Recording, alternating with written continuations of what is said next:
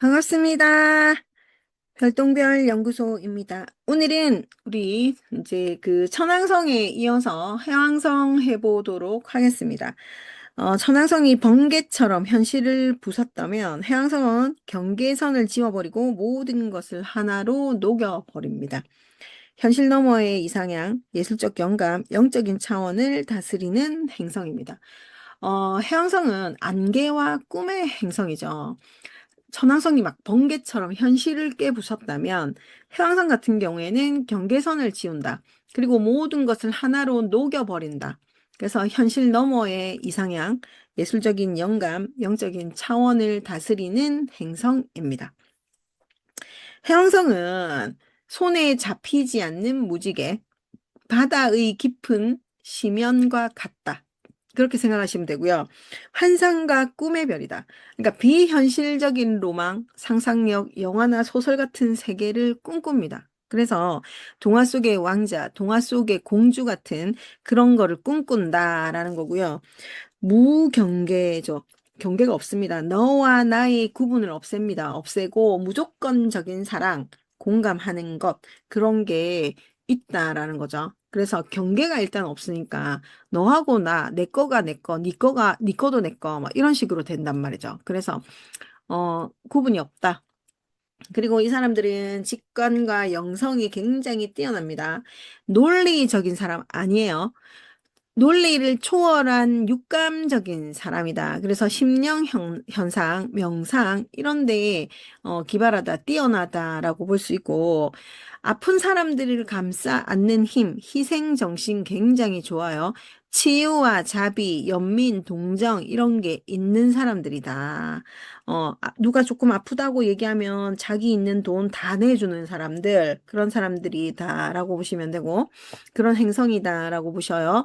그리고 안개 속에서 길을 잃는 것 같은 혼돈, 기만, 중독, 현실 도피, 사기, 뭐 이런 게 다 있는 게 해왕성이야.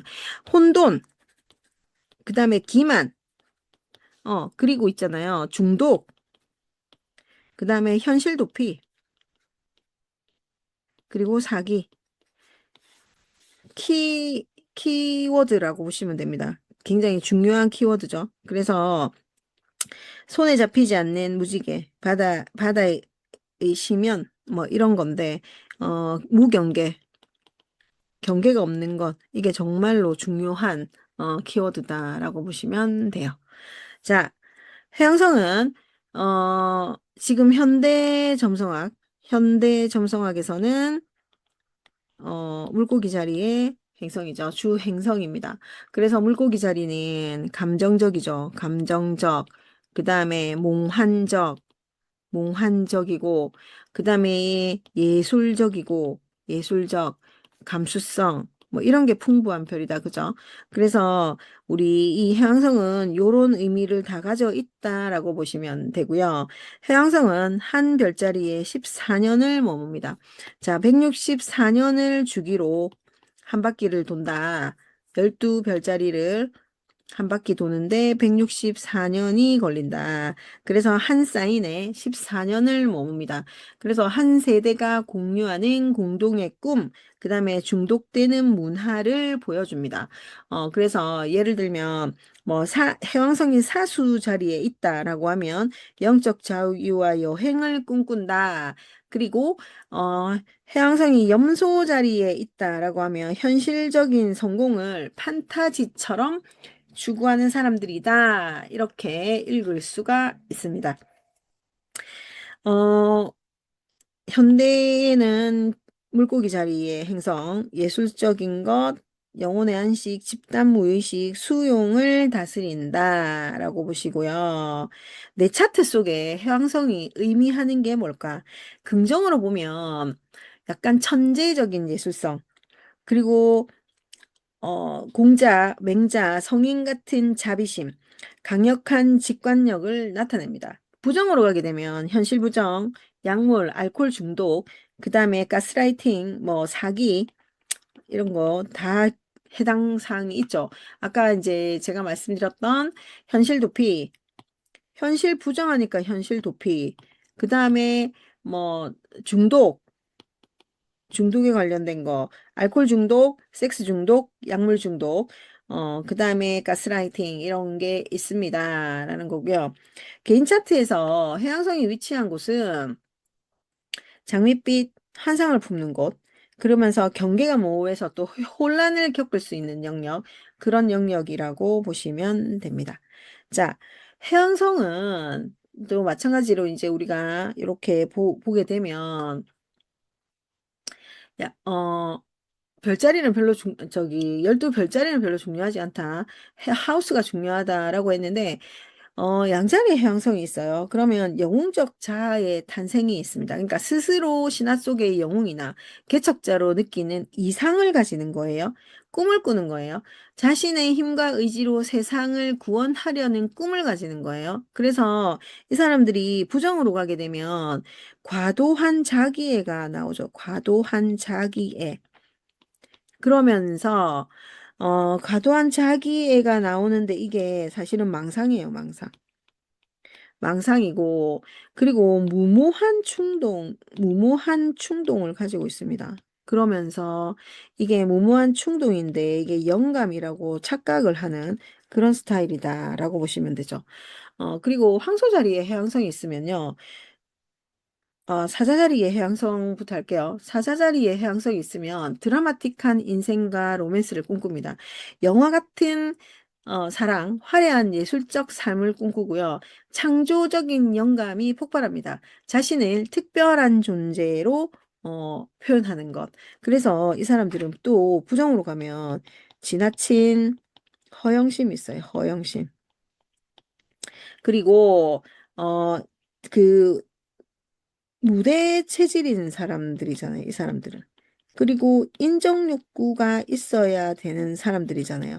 그러면서 대중의 찬사? 대중의 찬사에 대한 것을 갈망한다.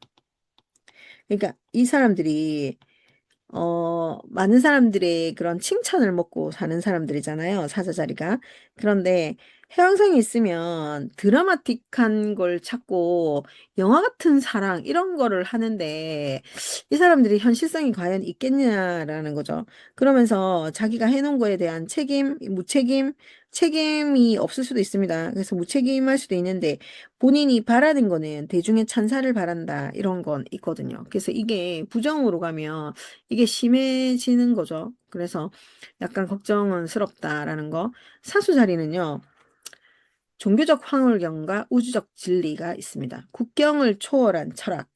그러니까 새로운 정신 세계를 향한 갈망이 큽니다.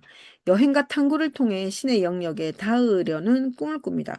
그러니까 이 사람들은요, 종교적 황홀경, 그러니까 국경을 초월한 철학, 뭐 새로운 정신 세계, 사이비가 될 수 있는 확률이 굉장히 많습니다. 그래서 이게 맹목적인 신앙, 맹목적인 신앙, 그리고 그 다음에 현실성이 전혀 없습니다. 현실성이 없는 낙관주의, 이런 게 있거든요. 굉장히 이게 그 위험한 발상이잖아요.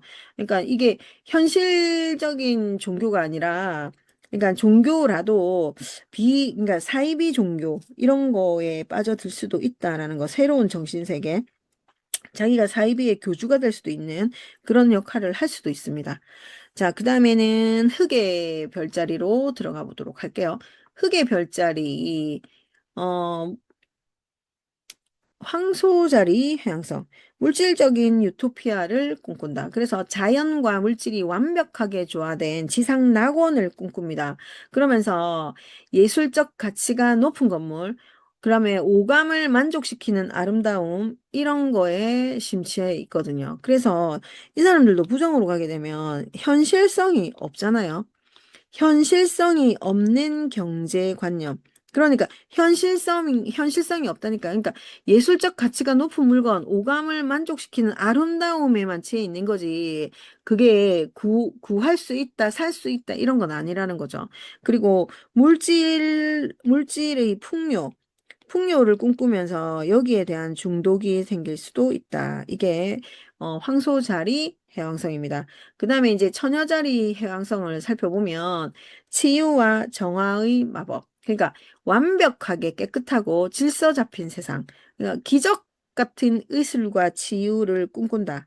그래서 일상 속에서 작은 봉사를 하잖아요. 거기에서도 영적인 의미를 찾는 사람들이다라는 거. 그래서 이 사람들은요, 어, 원래는 완벽주의고, 그 다음에 분석적이고, 굉장히 디테일한 사람들인데, 넵튠이 여기에 들어있으면 그 건강에 대한 막연한 불안감이 있어요. 막연한 불안감, 그리고 세균이나 오염에 대한 강박 같은 것도 있는 사람들이거든요.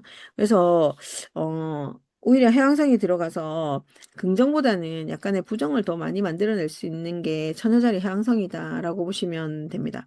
자, 염소자리 해왕성은 현실로 구현된 유토피아, 사회 구조나 국가 시스템을 통해서 이상향을 건설하고자 합니다. 현실적인 성공을 일종의 종교적 성취처럼 여기기도 하거든요.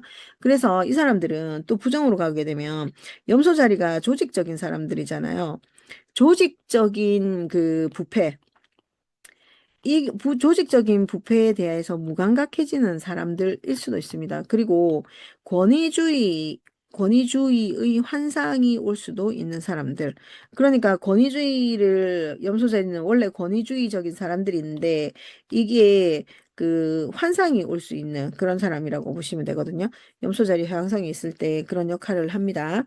자, 그러면 공기의 원소 제모나이 쌍둥이 자리 살펴보도록 하겠습니다. 자, 쌍둥이 자리는 마법 같은 소통과 지식을 나타냅니다.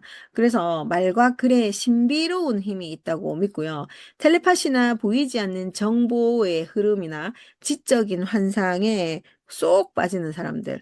그래서 이 사람들은 가짜뉴스에 잘 빠지고요. 소문에 굉장히 그 뭐라고 해야 되나 기가 얇다. 팔랑귀. 소문에 현혹이 되는 사람들. 그리고 이 사람들이 정신적으로 산만함이 있습니다. 그러니까 산만함이 원래 재원아이들이 있는데 이 사람들은 해왕성이 들어오면서 정신적 산만함이 있다라고 보시면 됩니다.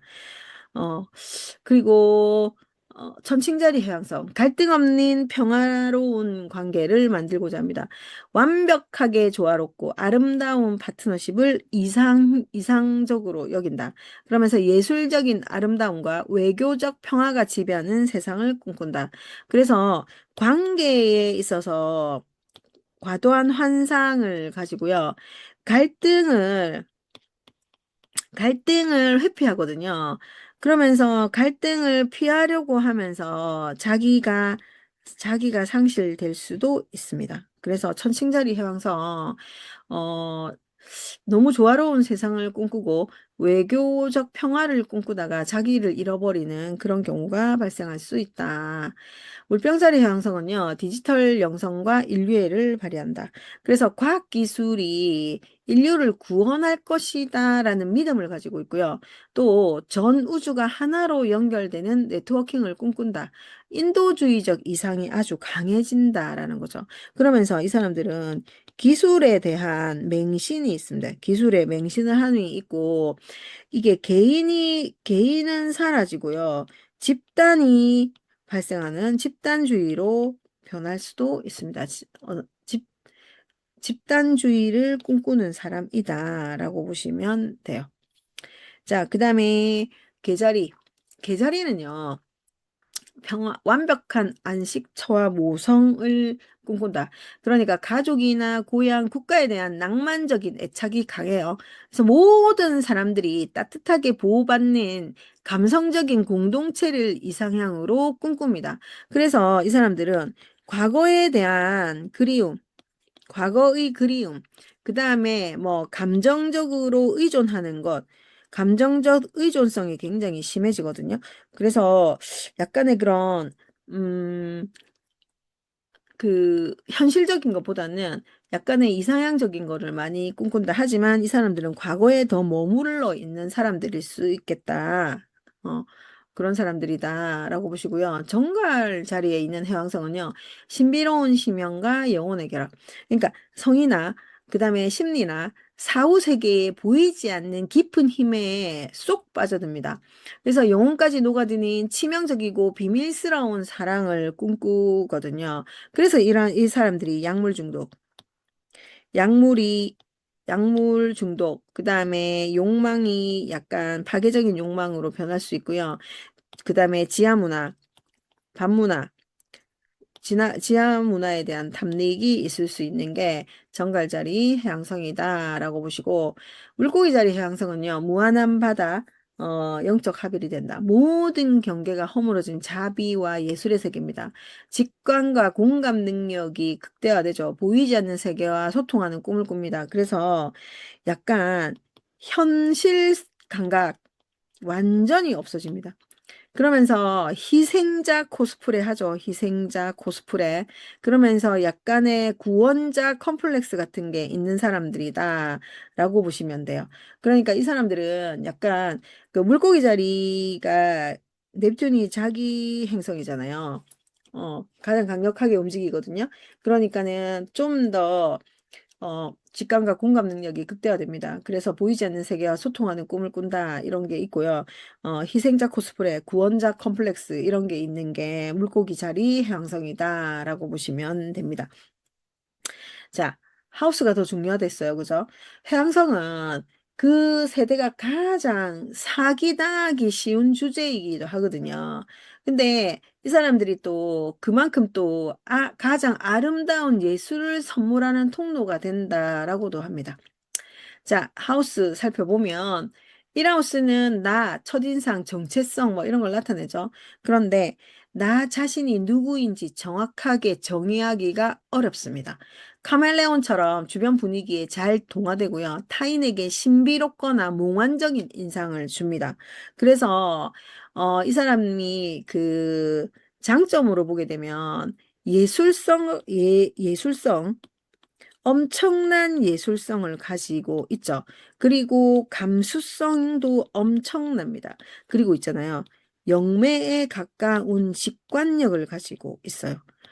그래서 이 사람들이, 자아의 경계가 별로 없거든요. 그래서 약간 타인에게 쉽게 휘둘릴 수 있어요. 그래서 요런 것 때문에 타인에게 약간 휘둘릴 수 있다. 그래서 나의 경계를 조금 쌓는 연습을 하셔야 된다라는 게 핵심이고요. 이하우스는 돈과 자산과 가치관을 나타냅니다. 그죠? 돈 관리가 안개 속입니다. 경제관념이 없어요. 어떻게 되겠지라는 마인드로 손해보기가 쉽습니다. 반대로 예술이나 영적인 일로 돈 벌기가 쉽죠. 그리고 이 사람들은 물질에, 이번 하우스는 원래 물질에 집착하는데 물질에 집착하지 않아요. 그리고 약간의 정신적인 게 굉장히 풍부해요. 정신적 자산이 풍부하다라고 보시면 되고요. 그래서 이 사람들이 사기, 금전에 불투명함이 있습니다. 그리고 또 이게 무계획적인 지출, 무계획적인 지출 이런 게 있거든요. 그래서 사기나 뭐 이런 거 당할 수 있다. 그래서 이거 조심하셔야 된다라는 거고요. 3번 하우스는 소통과 형제와 학습의 하우스인데 논리적인 대화보다는 느낌과 직관으로 소통합니다. 가끔은 본인이 무슨 말을 하는지도 모를 때가 있고요. 남의 말을 자기처럼 자기 뜻대로 해석하는 경향이 있어요. 그러니까 나는 이렇게 얘기했는데 받아들일 때 잘못 받아들일 수도 있거든요. 그럼 이 사람들이 이제 약간 강점이라고 봤을 때 시적이다. 그 다음에 영적이다. 그러면서 이게 영감 어린 표현력, 영감 있는 표현력 이런 걸 사용한다. 그러면서 또 비언어적인 거 이런 거에 소통의 달인입니다.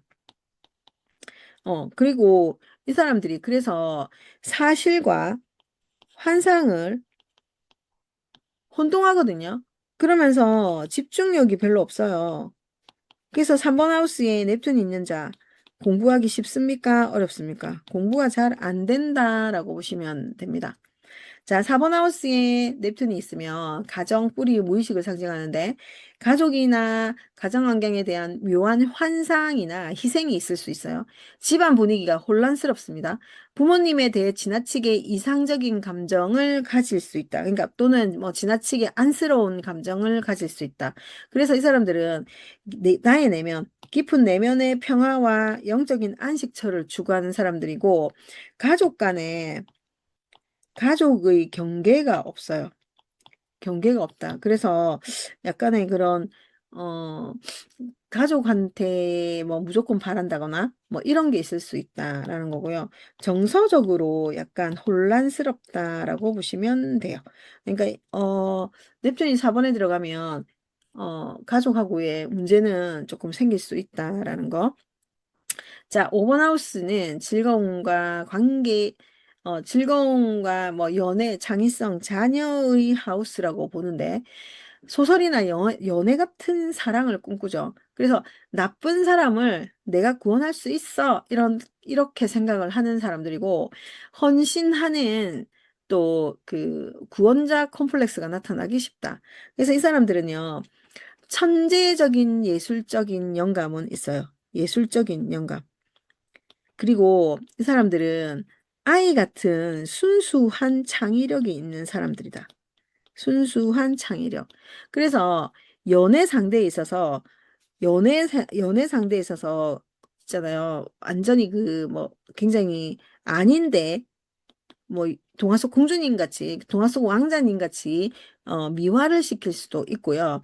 그다음에 약간의 중독적인 즐거움을 찾을 수 있습니다. 그러니까 뭐 그런 거죠. 도박, 그런 거, 뭐 내기 도박, 뭐 이런 거 있잖아요. 그런 걸 할 수 있겠다라는, 있겠다입니다. 그리고 6번 하우스에는 일과 건강 루틴을 나타내는데, 규칙적인 직장 생활이 지옥처럼 느껴진다. 그러면서 원인 모를 통증이나 피로를 느낀다. 봉사하는 직업이나 치유 관련 일에 끌린다. 그래서 타인을 돕고 헌신적인 태도가 타인을 돕고 헌신하는 것, 이게 장점이에요. 그런데 이 사람들이 약물 부작용이 생기고요. 약물 부작용. 그리고 실무에서 현실적이지 않잖아요. 그러니까 실무에서 계속 놓치는 게 많아지고 부주의함이 계속 생긴다라고 보시면 됩니다. 그리고 이제 7번 하우스는 결혼과 파트너십, 계약의 하우스인데 파트너에게 장밋빛 안경을 씌우고 본다. 그래서 상대방을 있는 그대로 보지 못하고 내가 만든 환상을 본다. 그러면서 관계에서도 경계선 설정이 힘들다. 그러면 이게 긍정으로 갔을 때는 영혼의 동반자를 만날 수 있다. 그런데 이거를 내가 무조건적으로 수용한다. 그 배우자를, 파트너를 선택하는 데 있어가지고 우리가 무조건 수용하면 안 되는데요. 이게 약간의 부정으로 가게 되면 가스라이팅. 가스라이팅을 또 사기를 당한다라고 보시면 돼요. 그리고 이게 동정에 관련되어서 배우자를 본다. 그러니까 우리가 배우자를 사랑으로 보는 게 아니라 연민과 동정심에 의해서 보는 것. 그런 사람이 많다라고 보시고요.